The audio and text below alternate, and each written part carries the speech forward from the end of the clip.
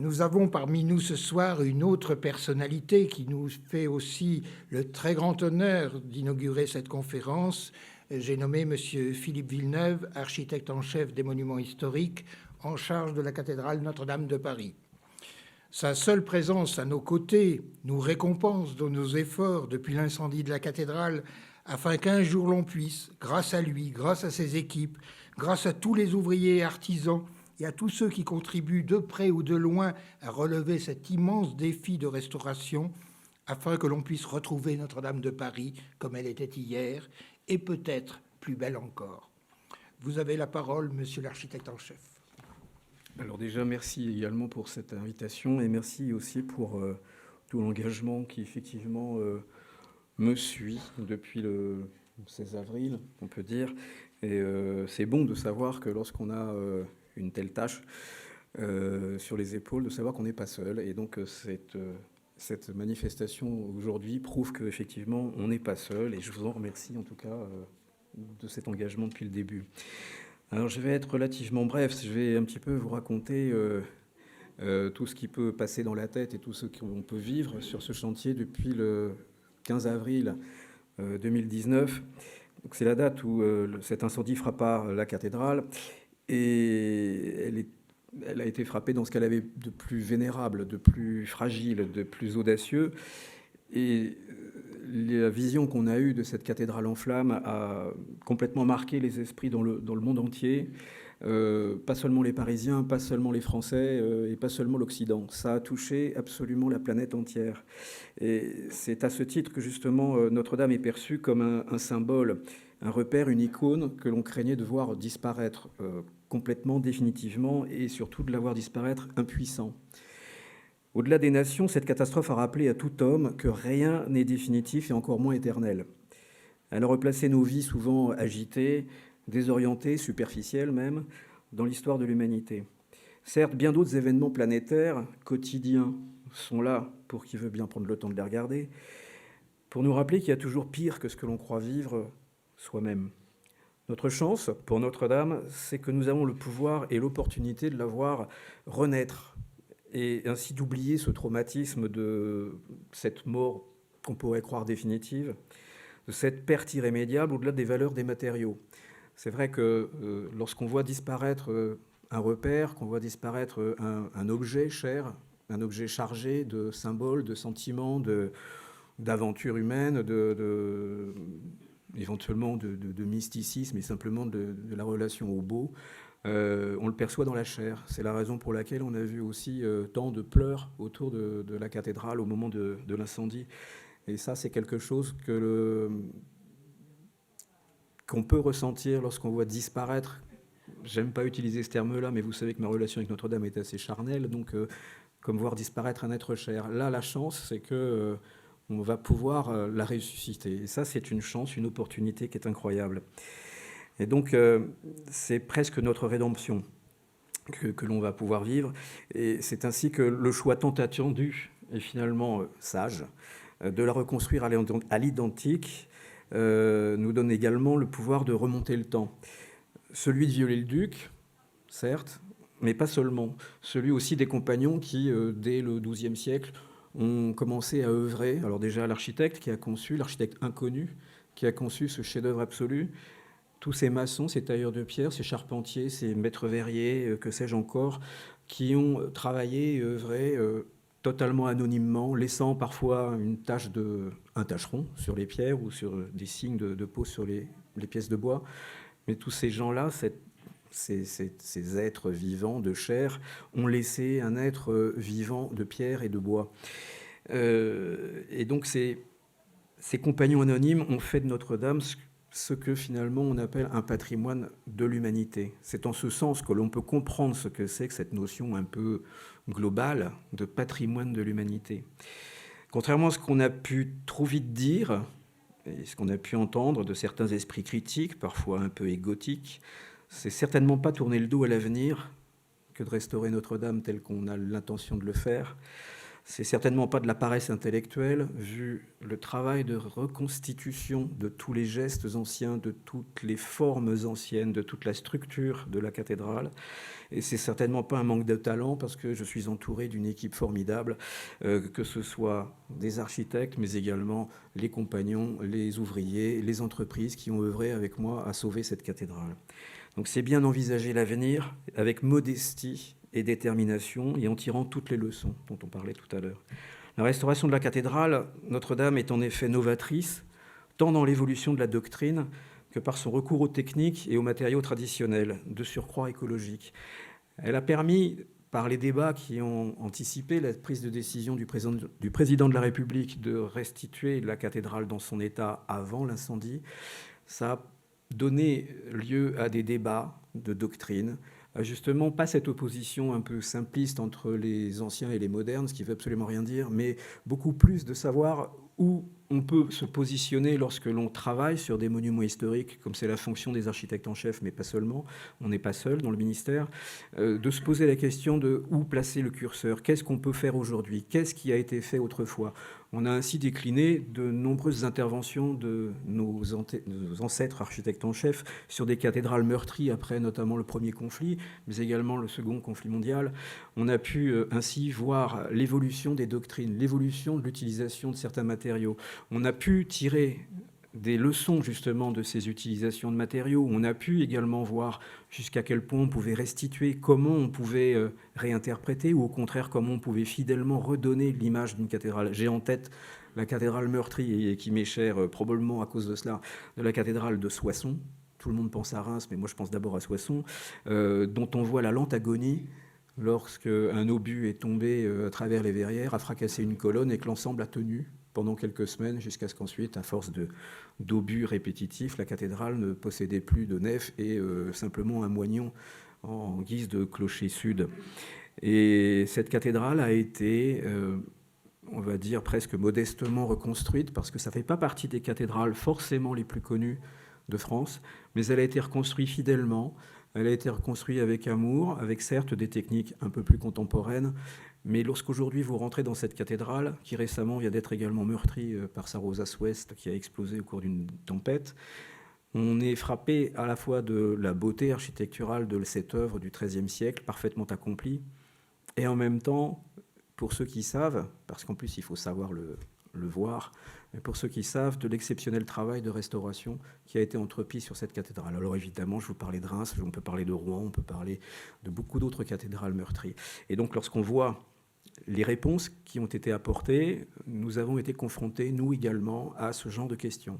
Alors évidemment, on a été aidés dans les différents débats qui ont eu lieu à l'extérieur. Je dis à l'extérieur parce que nous étions un petit peu enfermés dans notre cathédrale à essayer de trier et de consolider, de courir à droite à gauche. Mais à l'extérieur, il était assez intéressant de voir les différentes réponses qui étaient proposées, tantôt fantastiques, fantasmagoriques, allégoriques même, et puis vulgaires parfois, mais toutes prenaient peut-être un peu trop comme Notre-Dame de Paris comme un terrain de jeu, où mettre son nom était important, où s'approprier la cathédrale était important, et ils avaient probablement oublié que lorsque, dans cette notion de patrimoine de l'humanité, c'est l'humanité tout entière, c'est pas une personne, c'est pas ce qui reste dans cette œuvre-là, c'est justement le partage, le travail, la manière dont on a élaboré, dont on décide, dont on fabrique, dont on met en œuvre, et au final rendre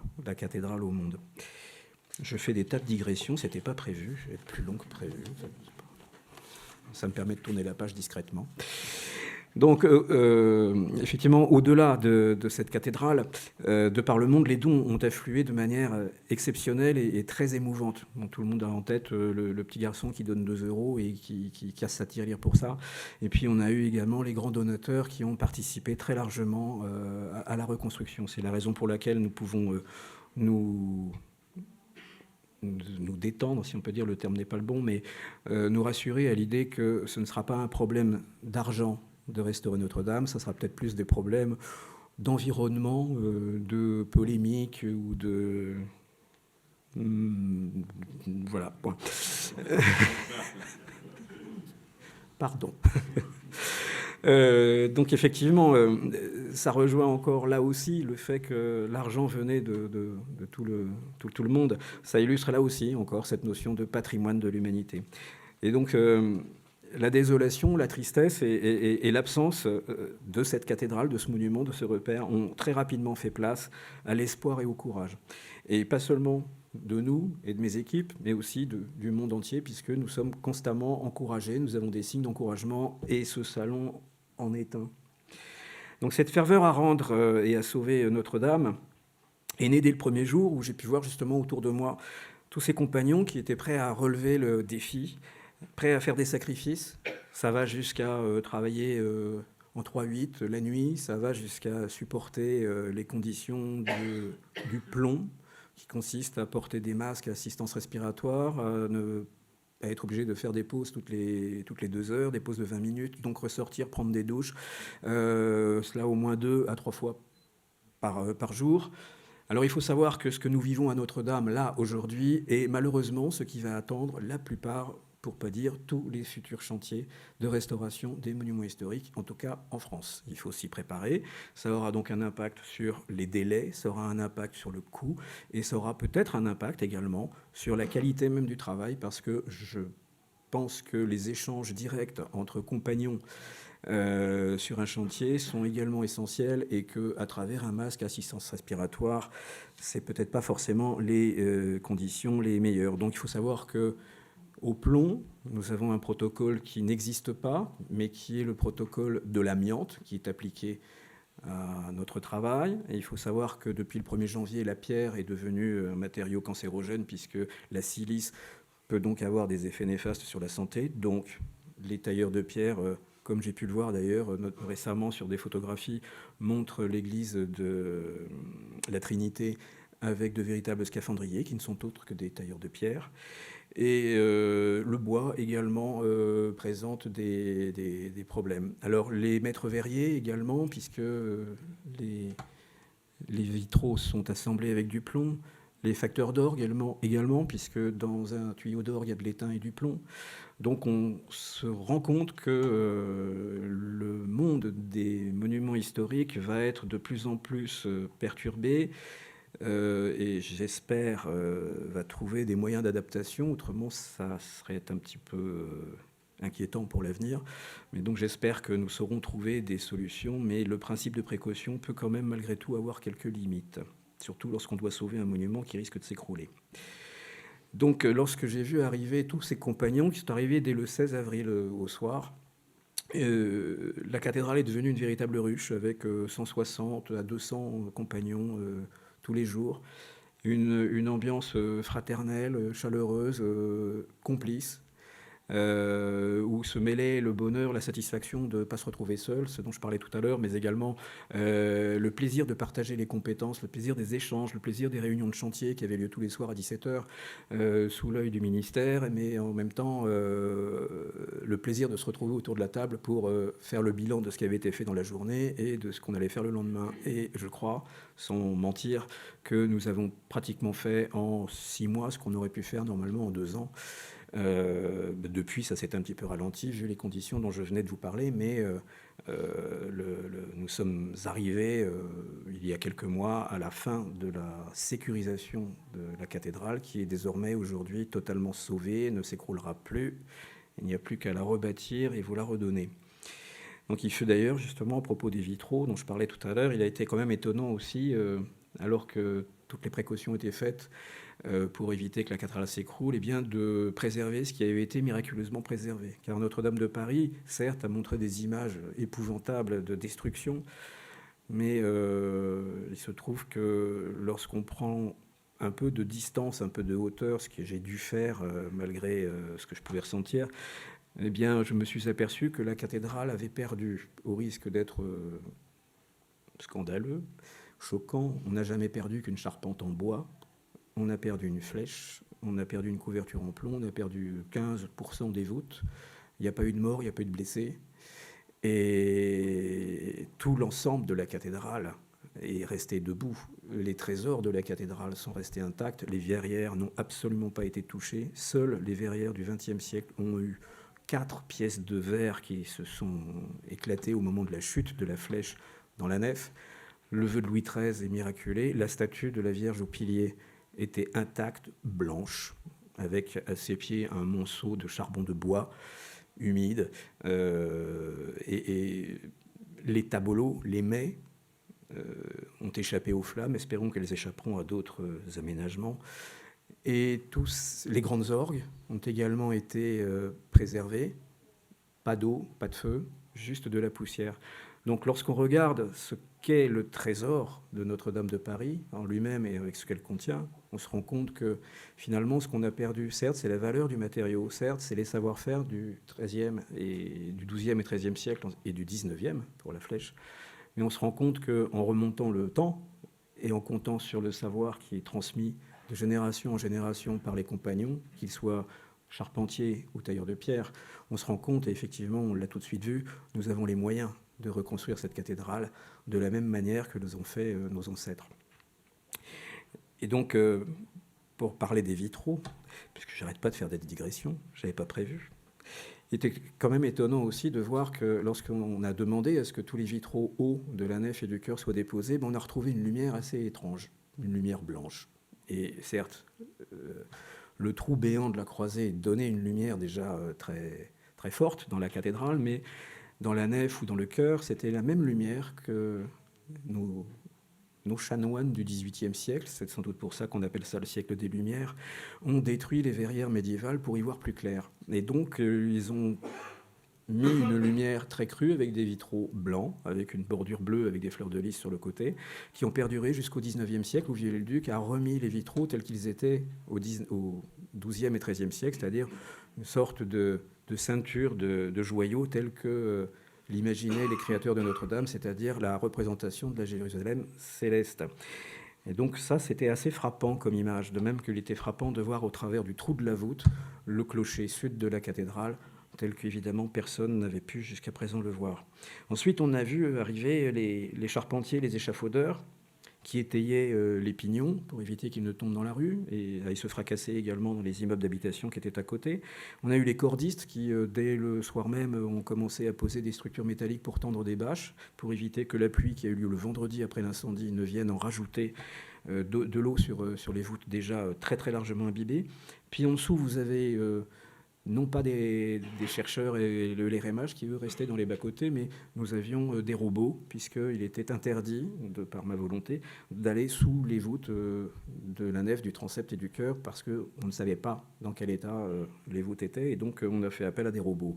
Donc on a trié minutieusement tous les bouts de bois, toutes les pièces métalliques, tout ce qui pouvait être dans le sol, on l'a trié, on l'a stocké, on l'a analysé, et aujourd'hui, ce qu'on peut dire, c'est que Notre-Dame de Paris est devenue un véritable laboratoire de recherche. Et en fait, c'est une catastrophe, mais qui a produit beaucoup de belles choses, outre le côté humain, mais ça a également donné des choses intéressantes d'un point de vue recherche, d'un point de vue les laboratoires, les universités. Mon confrère Pascal Prunet, qui s'est joint à mon équipe, a été effectivement particulièrement chargé au début de faire en sorte que Notre-Dame de Paris puisse donner autant que recevoir. On a besoin des recherches de différents laboratoires et des différentes universités, qu'elles soient françaises ou européennes, voire mondiales. Mais nous avons également pu donner des éléments pour ces chercheurs. Et donc, nous avons des gens qui cherchent sur les pierres, qui regardent la manière dont les pierres étaient taillées, comment étaient faits les mortiers, quelle épaisseur avaient les voûtes, comment étaient assemblés les peu de bois qu'on a pu revoir sur place, mais qui étaient inaccessibles avant l'incendie. Donc, tous ces éléments-là montrent que Notre-Dame de Paris, c'est également quelque chose de porteur et qui va enrichir énormément. Alors... Et je poursuis en disant que, alors même que le parti de restauration n'était pas arrêté, comme si spontanément la solution était évidente pour beaucoup, le bois fut généreusement offert, et de partout. Bravant là aussi les tenants d'un faux progrès, des techniques ou de matériaux d'innovateurs et légers, ou garantes contre un incendie, en oubliant que de nos jours, le bois est certainement le matériau le plus écologique et le plus durable. Ce n'est pas le cas du métal. où il faut des forges, il faut polluer, etc. Ce n'est pas le cas du béton, il faut aller chercher le sable au fond des mers, et donc avec non seulement un béton de mauvaise qualité parce qu'il est gavé de sel, mais en même temps, ça vous saccage les fonds marins. Et en même temps, il faut également l'usiner. Et de même que ces structures-là, de métal ou de béton, sont incompatibles dans l'absolu avec la structure de Notre-Dame de Paris, parce que tous les exemples dont on nous a rebassiné les oreilles étaient Chartres, Reims ou Saint-Denis, en oubliant que la structure de Notre-Dame de Paris, ce n'est pas du tout la même structure. Elle est absolument unique.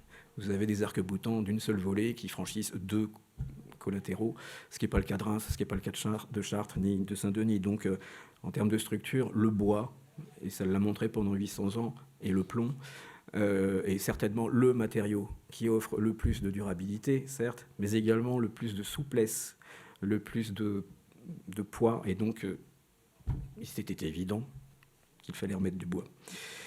Et donc, et d'ailleurs, les matériaux dont je parle, il faut savoir que la cathédrale de Reims aujourd'hui connaît quelques problèmes dans sa charpente faite non pas en béton comme on le dit trop vite, mais en plaquettes de ciment.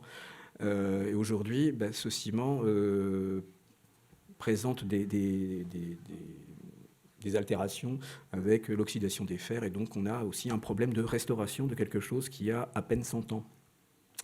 Et maintenant, je voudrais aussi aborder la question du plomb, que j'ai légèrement abordé d'un point de vue humain. Mais maintenant, on va arrêter de dire des bêtises, parce que j'en ai assez aussi. Là, je vous remercie de me donner un micro.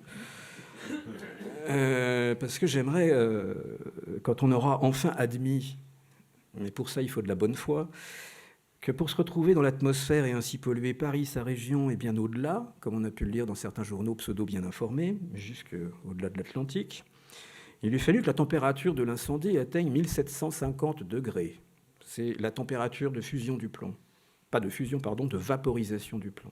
Le plomb, comme tout le monde le sait, est un matériau qui tombe parce qu'il est lourd. Ce n'est pas de l'amiante et c'est encore moins d'autres matériaux.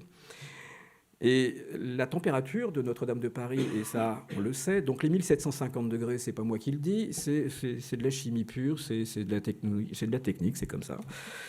Et les laboratoires de la police scientifique nous ont dit que la température avait atteint, le jour de l'incendie, entre 800 et 1200 degrés.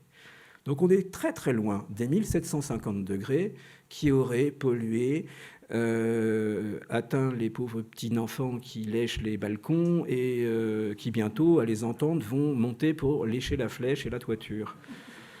Donc je vous remercie de me donner cette tribune, mais ils ne sont pas là, mais ils attendent certainement dehors, pour bientôt à nouveau répandre leurs bêtises sur les différentes chaînes de télé qui n'attendent que ça. Alors quant à sa durabilité, on ne va pas en parler longtemps, c'est-à-dire que le plomb est un matériau qui est ductile. Déjà, il est pratique, il est facile, on peut le mouler, on peut y faire toutes sortes de choses, et c'est d'ailleurs grâce à ce matériau que Viollet-le-Duc a pu faire le chef-d'œuvre qui était la flèche de Notre-Dame, mais c'est également ce qui a été fait à la flèche qui avait été faite quelques années avant à la Sainte-Chapelle. C'est également ce qui a été utilisé à la cathédrale d'Orléans. C'est également un matériau qui est utilisé depuis très longtemps pour les décors, etc.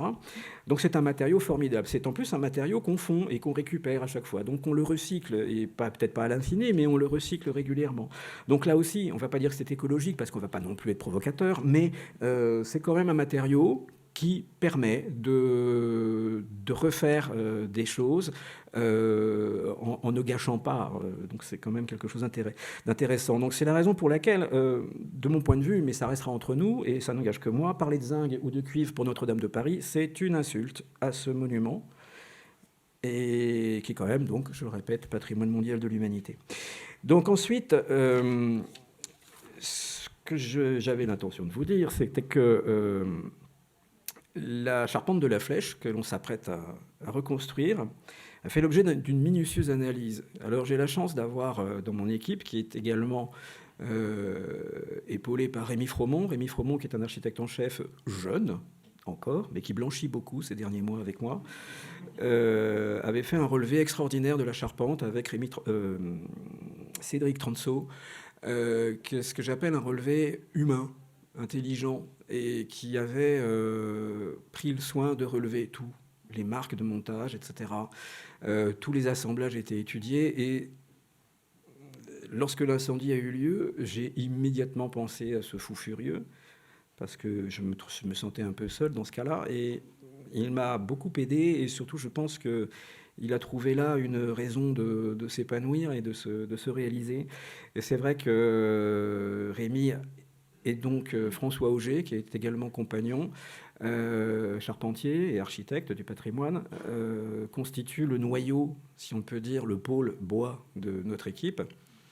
Et ils ont fait un travail extraordinaire. Alors c'est vrai que François Auger se laisse parfois dévorer par sa passion de compagnon jusqu'à aller très très très très loin. Il faut lui dire, c'est pas toi qui vas la construire, hein.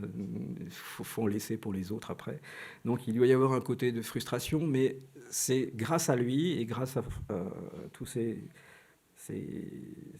toutes ces aides que l'on a pu, et en tout cas je peux vous dire que les planches et les relevés et les dessins et l'analyse qu'on va proposer